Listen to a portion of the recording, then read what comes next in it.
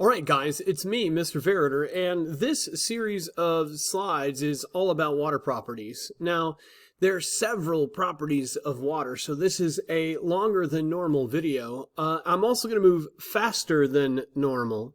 However, this information's really important. If you don't understand the properties of water, it's difficult to understand how and why water does what it does. So even though I'm going to be moving fast, and even though this video might be a little longer than usual, I want to encourage you to really lean in and pay attention. And if you need to, pause the video and stop it, rewind it and listen again if you have to.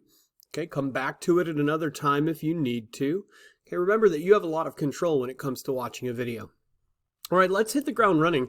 So the first thing about water is something that my guess is you probably already knew. It's made of 2 hydrogen atoms and 1 oxygen atom. That's why we call it H2O, right? No surprise there. Here's what might be interesting to you though, and it's down inside this picture. Make sure you take a look at it.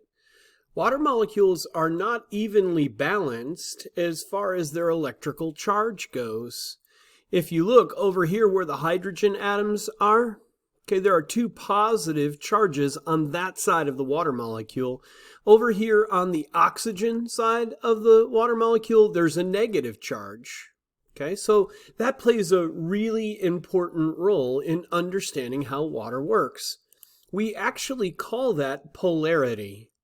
When a water molecule has, any molecule has uneven charges on one side and the other, or opposite charges on one side or the other, we say that it is a polar water or a polar molecule.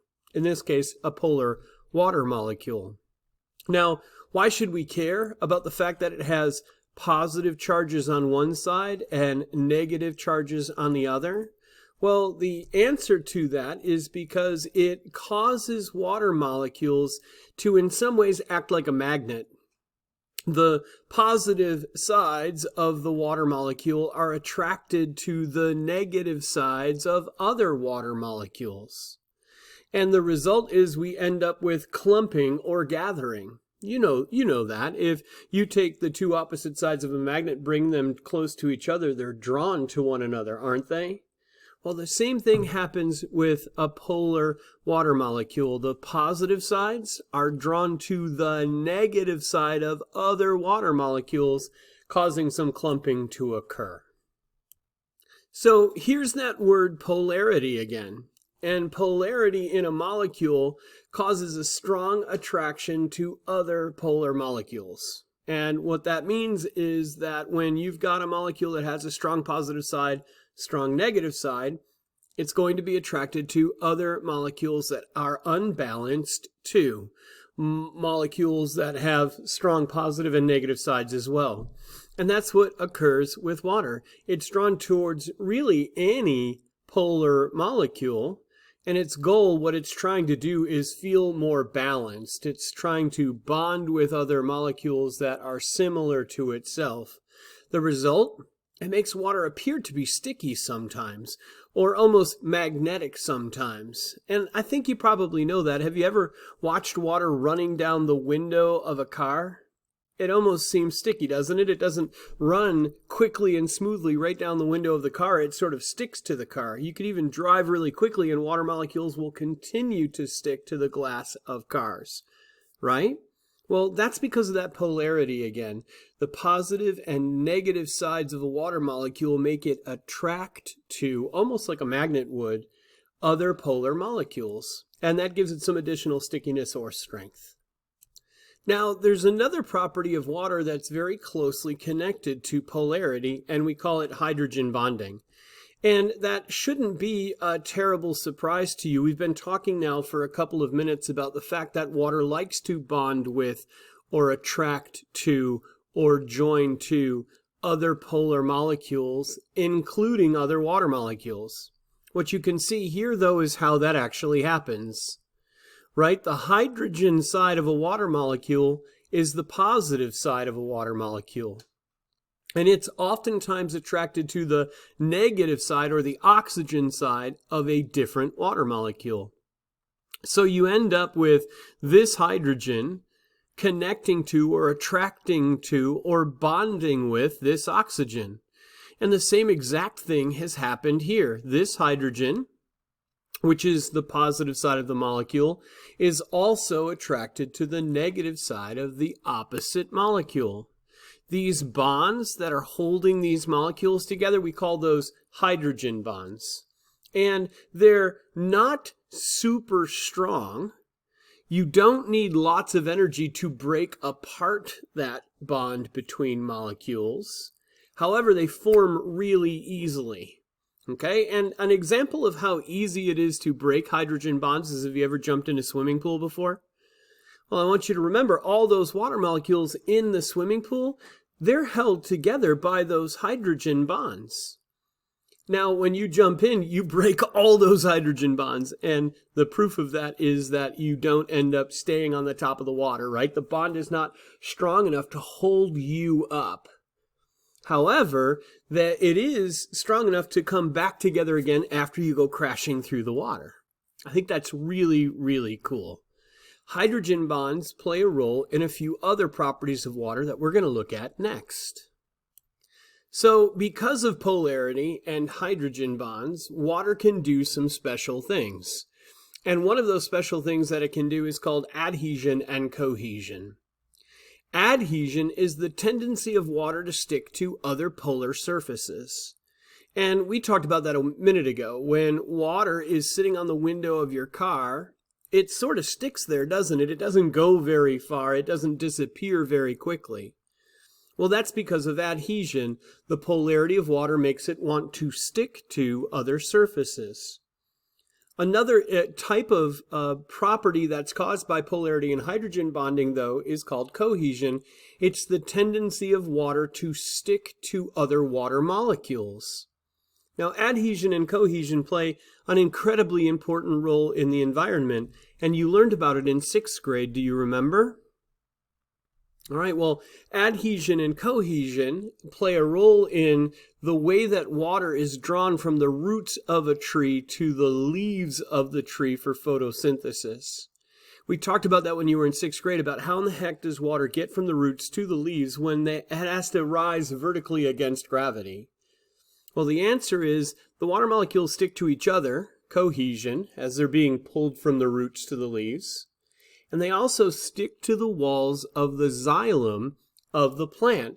The xylem is the thin, narrow, hair-like tubes that water runs through from the roots to the leaves. So adhesion allows it to stick to the walls of the xylem. Cohesion allows the water to stick to itself. So do you see how that property of water, hydrogen bonding and polarity, play a really important role in something else that water is able to do? Now, just a minute ago, we talked about the fact that those hydrogen bonds between water molecules, they form easily, but they're not terribly strong. And our proof was that when you jump into a swimming pool, you break those hydrogen bonds and you go straight down into the water, right? But here's the thing. There are some animals, and insects in particular, who can walk on that water, can't they? You've all seen little water bugs before who are able to walk on water without sinking through in the same way that you do, right? Well, guess what? Those water bugs are taking advantage of that hydrogen bonding and polarity again. Because water will stick together and that there is some measure of force holding those water molecules together, water has something that's called surface tension. And that surface tension is kind of like an elastic film, which allows the water to be able to support and hold up some objects as long as they're not too dense to break through that hydrogen bonds. We call that surface tension. And here's something else that we've spoken about already in this video, right? When we were talking about the ability for trees and plants to get water to move from the roots to the leaves, we were talking about the fact that that's because water has adhesion and cohesion. Those are two of its properties. It tends to stick to other objects and it tends to stick to each other. And the result is that as it's moving from roots to leaves, the cohesion's allowing the water molecules to pull on each other, and the adhesion is allowing the water molecules to stick to the surfaces of the hair-like xylem inside the plant. All of that is because of polarity and hydrogen bonds again, right? So those are the two primary properties of water that are allowing a lot of this stuff to occur. Now, when water can move or rise through a narrow tube without using any energy at all, we call that capillary action. So it's got its own name as a property. However, it's built on a lot of the other things that we've talked about already. It happens because of polarity. It happens because of hydrogen bonds. It happens because of adhesion and cohesion. But the name for it, when water can move through a narrow tube without having to use any energy at all, it's called capillary action. Now, another neat property of water is that we call it the universal solvent. And what that means is that water can dissolve lots and lots of other substances in the universe. And you know that. When you take sugar and put it in water, what happens? It dissolves. When you take a piece of candy and you drop it in water, what happens eventually? It dissolves. Well, what do you use to clean up paint? Water. Why? Because the water helps to dissolve the paint. Water is what we call the universal solvent. It dissolves lots of things. Now, why does water dissolve things so well? And guess what? It goes back to that polarity again. Because water is positive on one side and negative on the other, it's oftentimes pulling on other polar molecules too. It has a bit of a magnetic force where the positive side of a water molecule will pull on the negative side of something else that has a polar molecule structure. So anytime water comes into contact with something else that might be polar, positive side of the water molecule is pulling on the negative side of the other substance's polar molecules as well. And then it pulls that substance apart. And that's what dissolving is all about. Now, why does dissolving play such an important role? Why should we care that water is a universal solvent? Well, it really helps in a million areas, and you can see the third bullet on our screen here gives you an example of how being a universal solvent helps inside your body. Water actually dissolves glucose and oxygen and other nutrients that are inside of your blood, which is a good thing because it helps to get those nutrients and those substances into places that they might not otherwise be able to go. I think that's cool. Okay, so the next property of water isn't related to polarity and hydrogen bonds. It's probably a good thing, right? Probably tired of hearing me talk about that. But water has this other neat property called specific heat. And what that means is that water will actually absorb and release heat very slowly. Now, you shouldn't be surprised by that, right? Like when you try to cook ramen on the stove, it takes a little while for the water to boil, doesn't it? You have to leave the pot on the stove for a good period of time before your water will heat up. And similarly, once you've got a pot of hot water, it's going to stay warm for a pretty good period of time. Like you could take it off of the stove and it'll still be warm a good period of time later. Well, that's because of specific heat, another property of water. It heats up slowly and it cools down slowly. Now, that's kind of annoying when you're trying to cook your ramen. It would be nice to be able to heat up water quicker when you're trying to cook your ramen. But specific heat is hugely important in life, supporting life here on Earth. Here's why. Because there's so much water on Earth, water sort of acts like a temperature modulator. It keeps our temperatures sort of reasonable and even over the course of time. Temperatures on Earth don't get really, really hot and then really, really cold really, really quickly. We don't have dramatically fast changes in temperature. And I think you could agree that's important. I mean, if we lived on a planet where it could be 200 degrees 1 minute and then negative 200 degrees the next minute, good luck trying to support life. Well, on our planet, that's never going to happen. And it's never going to happen because when water heats up, it holds on to that heat for a long time, and it will release that heat into the environment, keeping us warmer when it should be cold. Similarly, when water cools down, that's going to keep us cooler when it should be warmer. So water's actually acting in a way to balance our temperatures for us and to keep our temperatures from fluctuating too much, from spiking in one direction or the other too often. It's a really important property of water. Okay, and the last property of water is one that I'm sure you know already. Water has this interesting trait where solid water, ice, we call that ice, can actually float inside of liquid water, right? And that's super unusual. Usually solids will sink through liquids. Well, when you're talking about water, solids actually float inside of liquids. That's why your ice cubes float inside your cup. Now, the reason that happens is because when water solidifies, when ice forms, it forms a lattice pattern. A lattice pattern is like those holes that you sometimes see in fences, the symmetrical holes that go from top to bottom. If you're not sure what I'm talking about, go Google it really quickly. Figure out what a lattice pattern looks like. Now, the key point is, in a lattice pattern, there's always a hole in the middle. There's a space in the center. When ice forms, it forms a lattice pattern, and that hole in the middle actually serves to decrease the density of ice. That's why ice is able to float, because there's a lot of gaps in between the water molecules when they solidify into ice. Now, why should we care about the fact that ice floats? I mean, it isn't just because then it can go into your cup and sit there for a while.